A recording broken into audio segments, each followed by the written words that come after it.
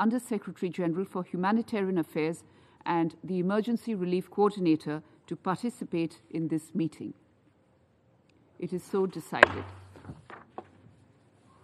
The Security Council will now begin its consideration of item 2 of the agenda. I now give the floor to Mr. Martin Griffiths. Thank you very much, Madam President. Thank you for the opportunity to speak here on this very important occasion and on the issues of humanitarian assistance in Ukraine. I'll brief today, if I may, on the widespread death, destruction, displacement, and suffering caused by this senseless war, ongoing humanitarian operations, and the challenges that the humanitarian community continues to face. Over 14 million people remain forcibly displaced from their homes in Ukraine, including 6.5 million internally displaced in Ukraine, and over 7.8 million across Europe.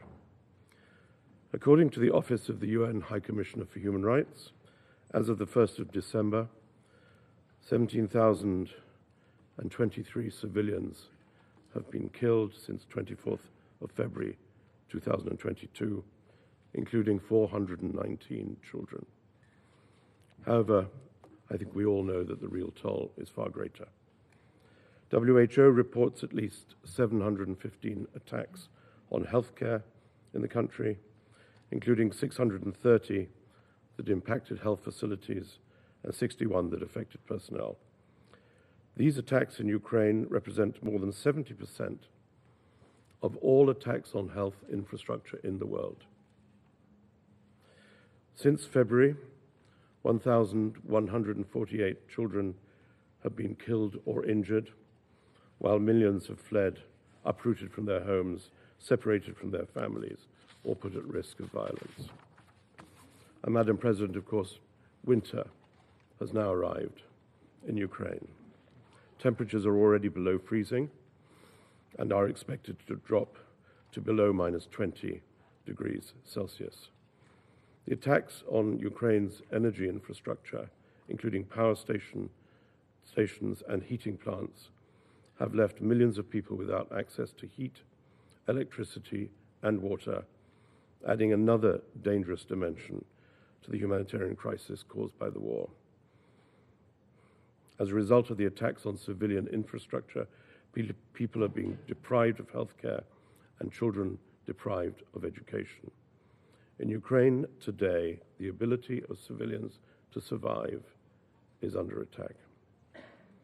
Amid freezing temperatures and destruction, people at the highest risk are already vulnerable, among them the elderly, those with disabilities, and the many millions displaced to which I referred earlier, essentially because of a lack of basic services. International humanitarian law speaks for itself. Objects indispensable to the survival of the civilian population must be protected. Constant care must be taken to spare civilians and civilian objects throughout all military operations. Gender-based violence, targeting women and girls, continues to be pervasive, and we are very clear underreported. Madam President, our work is to safeguard lives and preserve dignity. The humanitarian community is committed still to stay and deliver, and almost 690 humanitarian organizations, partners, the majority of which are local frontline organizations, have and continue to provide life-critical aid and protection to 13.5 million people in Ukraine. And I don't apologize for this stream of really terrifying statistics. These people in the 690 humanitarian agencies continue to work against the clock to support civilians. And over the past few months in that context, in preparation for the winter, humanitarians have provided more than 630,000 civilians with different kinds of direct winter assistance, and 400 generators have been distributed to critical facilities. Since October, the sustained attacks on Ukraine's energy infrastructure have created a new level of need that impacts the whole country and exacerbates and increases the needs caused by the war. The scale of the destruction of the electrical and heating infrastructure requires the international community's enhanced support to the government of Ukraine beyond what humanitarians can provide. And indeed, there are discussions to this end in Kyiv and elsewhere. In recent weeks, more areas have become accessible in eastern and southern oblasts, allowing humanitarians to reach entirely new communities with assistance, and we're grateful for this. Our teams are responding. Interagency convoys are moving to bring aid to areas where Ukraine has recently regained control. In Kherson, for example, convoys have delivered much-needed drinking water, potable water for thousands of civilians, medical supplies to treat 100,000 people for up to 3 months, and assistance for women and girls' reproductive health. And food assistance has been delivered in Kherson for nearly 100,000 civilians. Humanitarians working to respond to gender-based violence, including in particular local women's organizations, also are seeking to scale up the delivery of essential services for their clients. An integrated network of spaces and providers has been delivering survivor-centered services for women and girls, boys and men who have been subject to gender-based violence. And these efforts and activities, which began at the beginning of the war, continue. 765,000 children. It's very difficult to imagine this. 765,000 children have received psychosocial support to help them deal with the effects of war and displacement. Mobile teams are operating in centers for internally displaced and identifying, registering, assessing, and providing direct support to children with protection needs. None of this would be possible without the unprecedented member state and other donor support to the Ukraine Flash Appeal. And to date, we have received, as a result of that generosity, $3.1 billion of the $4.3 billion requested through the end of this year. To date, we have transferred almost $1 billion in humanitarian cash transfers to about 4.3 million people. Cash as a mode of delivery has come to its maturity in the case of the tragic events in Ukraine. More must be done, of course, to continue to close the funding shortfall, and we will soon be issuing plans for 2023. While there have been improvements, as I've said, in humanitarian access, the biggest challenge remains impediments to reaching areas in Donetsk, Luhansk, Kherson, and Zaporizhzhia. Discussions continue between the UN and the parties to facilitate unimpeded access in those areas. It's vital that we get the convoys through to deliver relief items. OCHA has, as we have discussed in this chamber, a presence in Moscow, and I continue personally to engage key interlocutors for access in Moscow, in Kyiv, and in meetings elsewhere. Today, of the 13.5 million people who have been reached with assistance since February, 1 million of them are in areas outside government of Ukraine control. They have been reached thanks to humanitarian partners positioned still in areas of Donetsk and Luhansk, where humanitarian operations had begun, of course, since 2014 as a result of the invasion. While we continue to provide support in these regions through these local partners, and there are still international staff in those areas, our response is neither regular nor at the right scale. Under IHL, again, all parties should allow, facilitate the rapid and unimpeded passage of humanitarian relief for civilians in need, and must ensure that their personnel have the freedom of movement required for their work. In areas where the government of Ukraine has recently regained control, the presence of landmines and explosive remnants of war is a major concern for communities and, of course, for humanitarians who serve them, and causes delay and impediments for the restoration of essential services, including electricity. States must bolster their support for clearance to prevent further casualties of these mines. This will ensure quicker, more effective access to livelihoods and essential services. And information on mines and used or abandoned explosive ordnance should be shared by those who know at the earliest possible time. Madam President, last week in Geneva, I launched the Global Humanitarian Overview, which is our annual assessment of global humanitarian needs for next year and how to respond to them. At the beginning of 2022, 274 million people needed humanitarian assistance. For 2023, the projected number has grown to 339 million, from 274 million to 339 million, an increase of about 24%.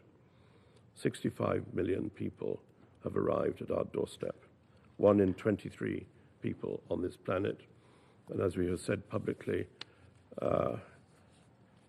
that's a population the size of the third most populous country in the world. This is a record appeal, and it would be difficult to get them adequate funding, but it's a stark reminder of how fast humanitarian needs are accelerating. And this is especially true for Ukraine. So I end partly about Ukraine, of course, and the urgent needs that we see as we move into winter, and as we see the damage to infrastructure, and as we see the potential for more displacement. But I place that within that larger context of a world gone mad, which sees 1 in 23 people in need of humanitarian assistance around the globe. It's a picture which is unimaginable. Thank you, Madam President. I thank Mr. Griffiths for his briefing. I now give the floor to those council members who wish to make statements. I give the floor to the representative of France. Madame la Présidente, Madam President, je remercie M. Griffiths pour son intervention et toutes les agences des Nations Unies pour les opérations qu'elles conduisent dans des conditions très difficiles en Ukraine. La Russie poursuit son agression et elle utilise désormais l'hiver comme une arme de guerre. Winter as a weapon of war. La France condamne avec la plus grande fermeté la poursuite des attaques massives de la Russie contre l'ensemble du territoire ukrainien. Elles ont de nouveau coûté hier la vie à de nombreux civils et endommagé des infrastructures essentielles. La France exprime ses condoléances aux victimes et aux proches des victimes. Ce ciblage systématique, alors que les températures sont désormais négatives, traduit une volonté claire de la Russie de faire souffrir le peuple ukrainien, de le priver d'eau, de chauffage et d'électricité dans l'espoir de miner sa résistance. Le coût de la guerre pour les enfants est terrible. Plus de 500 infrastructures médicales ont été attaquées ou détruites selon l'OMS. Aujourd'hui, 3,3 millions d'enfants ont besoin d'assistance selon l'UNICEF. 2 tiers des enfants ont été déplacés depuis le 24 février. 2500 écoles ont été détruites ou endommagées. 5 millions d'enfants sont déscolarisés. La France salue le travail de l'UNICEF et de l'UNESCO pour permettre à ces enfants déplacés d'avoir un accès à l'éducation, y compris à distance. Elle condamne toutes les attaques délibérées contre les écoles et les hôpitaux. Ces actes sont des crimes graves, punis par le droit international et font partie des graves violations établies par les résolutions de ce Conseil. Nous comptons sur le mécanisme de suivi et de communication des Nations Unies pour documenter ces violations et attribuer les responsabilités. Ceux qui tuent des enfants Those who et kill attaques des children écoles en and attack violation du droit schools in international violation of humanitaire IHL ont toute leur have place their sur la liste rightful d'infamie place on du the rapport annuel du blacklist secrétaire of the général. annual report of the Dans Secretary ce General. contexte, la France continuera d'apporter In this son plein context, France will soutien continue to à la lend its justice full ukrainienne support et aux to juridictions Ukrainian justice internationales, and to international à commencer par jurisdictions, la Cour pénale starting with the internationale. International Criminal Court. Monsieur le Président, Mr. nous appelons une President, nouvelle fois la we Russie call once à again upon Russia respecter to respect the l'ordonnance rendue order par la Cour given internationale by de the International justice Court of le 16 mars Justice dernier on the 16th of à March mettre un this terme year, à cette guerre and to injustifiable et bring an end dévastatrice et à to this retirer ses troupes du unjustifiable and territoire devastating ukrainien war, to withdraw dans ses its frontières troops reconnues from au Ukrainian plan territory in international. internationally recognized La France borders salue by les the efforts International du Court. secrétaire France général, welcomes des the efforts agences of the des Nations Secretary Unies et General du of UN CICR agencies and qui of ont the permis ICRC. d'évacuer These have plusieurs centaines enabled de several civils et de hundred blessés des zones civilians assiégées. and injured Il est persons to be indispensable que evacuated ces from évacuations besieged se areas. It is poursuivent crucial that these en laissant continue, le choix aux évacués leaving de the leur evacuated destination. persons Le to respect du droit choose their international destination. The humanitaire et des respect droits for de l'homme n'est pas IHL and négociable. human rights is L'accès non-negotiable. humanitaire doit être Humanitarian garanti. access Madame la must be Présidente, guaranteed. Madam c'est President, l'Ukraine qui se tient du côté de la paix dans ce on the conflit. side of peace in this Alors que conflict, le président while the ukrainien Ukrainian présentait president aux was membres du presenting to the G20 members of the son plan de G20 paix en 10 his points, 10-point action la Russie plan for peace, répondait par des Russia frappes massives responded sur les villes by d'Ukraine. massive strikes on C'est la Ukrainian Russie qui fait towns. obstacle à toute Russia paix is en obstructing s'enfermant peace dans une by escalade doubling down consistant à in essayer an de briser escalation la seeking résistance du to peuple shatter the ukrainien. resistance of the Nous Ukrainian saluons people. We l'effort du commend président the efforts Zelensky of President pour Zelensky engager un chemin de paix. to La undertake a France se path tient of prête à peace. aider France à stands bâtir une ready paix to juste et help it durable. build a Nous just restons and pleinement lasting mobilisés peace. en We soutien à remain l'Ukraine et au peuple fully ukrainien. mobilized to support Face à Ukraine and the l'urgence Ukrainian people, given et the alors que l'hiver urgency of the s'installe, situation, la whilst France winter is co-organise avec setting in. l'Ukraine France une conférence internationale de co-organizing soutien with à Ukraine la an société international civile conference to ukrainienne support le 13 the décembre resilience of prochain the Ukrainian à civil Paris. society. L'objectif de la conférence est de mobiliser et In Paris, the aim coordonner of the l'aide conference pour is to aider la mobilize and population coordinate assistance ukrainienne of the à international survivre à community to help the l'hiver, Ukrainian avec un population accent survive particulier winter, with sur particular 5 focus domaines: on 5 l'énergie, priority areas: l'eau, energy, les water, infrastructures food and alimentaires et de health santé et les infrastructure, réseaux de transport. and Je transport vous remercie. networks. Thank you very much. I thank the Ambassador of France for his statement. I now give the floor to the representative of Mexico. Gracias, señora Thank you, presidenta. Madam President. Agradecemos al We secretario would like general to thank adjunto Martin Undersecretary Griffiths General por su Martin Griffiths presentación. for his briefing. México toma nota Mexico con gran Has preocupación taken note with que, great como era de concern esperarse, that, las as was to be bajas expected, temperaturas the low están generando temperatures are una nueva creating a dimensión new en la crisis dimension humanitaria in the que se humanitarian vive en crisis Ucrania. being experienced by Ukraine. Lamentablemente, las necesidades Unfortunately, seguirán the creciendo needs will en continue la to grow medida en la que el conflicto as the continúe conflict y el invierno continues avance. and as winter advances. Este panorama This es también resultado de los scenario is intensos also a result ataques of the contra la intense red de attacks infraestructura against eléctrica en the Ucrania, electrical infrastructure in que han Ukraine, dejado a más de which has 10 left more millones de than 10 million personas people sin without electricidad electricity y a muchos más sin calefacción. and very many more Los without esfuerzos heating. para reparar los The daños efforts han to sido repair the hasta el damage momento until now has been insuficientes. insufficient. Como hemos escuchado, As el we've heard, sector salud es the uno health de los sector más is one of the most severamente severely afectados affected por la disrupción by the en el suministro disruption eléctrico. in the electrical supply.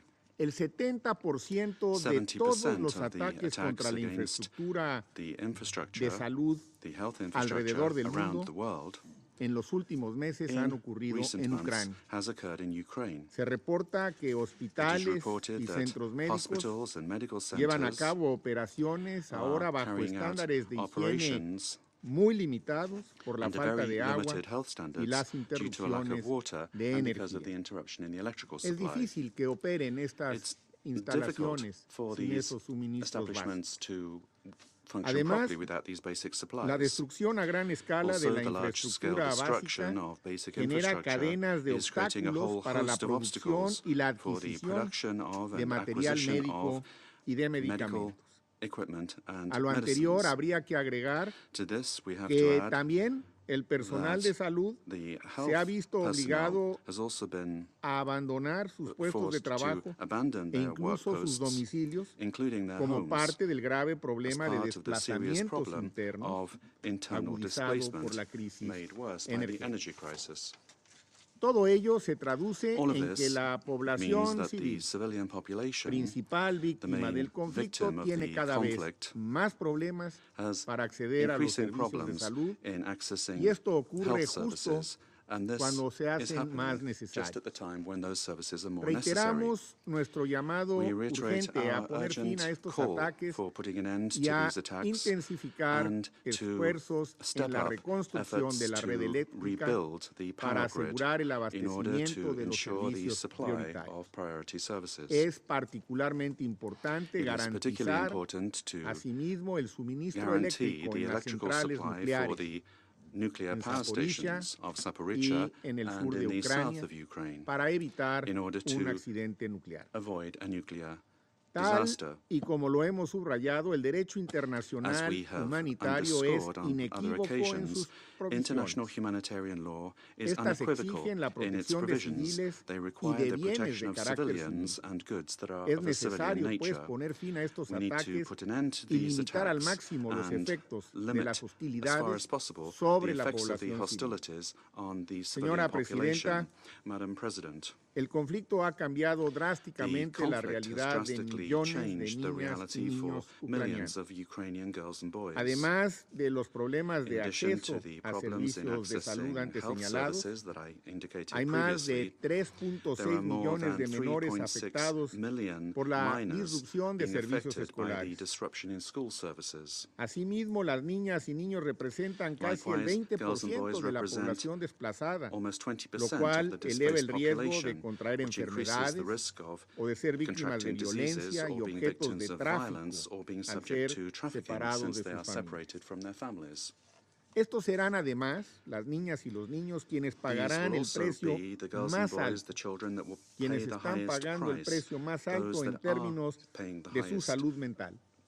price in terms Ya of their mental escuchamos al health. secretario We heard general the adjunto Undersecretary Griffiths. General Griffiths refer to this. 675,000 de estos menores ya han requerido y recibido algún tipo de apoyo 675,000 psicosocial. of these children have Es un gran required esfuerzo que social este support. apoyo se esté This dando. is a great Sin effort embargo, that is being conviene conducted, subrayar but we have to still que se stress calcula que al that menos it is el estimated doble, that 1.5 double this millones amount, de niñas 1.5 y niños million están en children riesgo de sufrir are at risk of depresión, suffering from depression, ansiedad, anxiety, estrés postraumático y otras post-traumatic stress, condiciones and other que conditions requerirán intervenciones de salud mental por mucho tiempo, a largo plazo, mental health interventions, and that will be de manera required que los servicios for a long de time. apoyo So psicosocial the psychosocial tendrán que support seguir siendo services un will componente have to fundamental continue to be de la a fundamental respuesta part humanitaria of the y por ello humanitarian response, seguiremos and that is why insistiendo we will en este continue tema to y insist esperamos el on respaldo this matter. de los miembros del Consejo.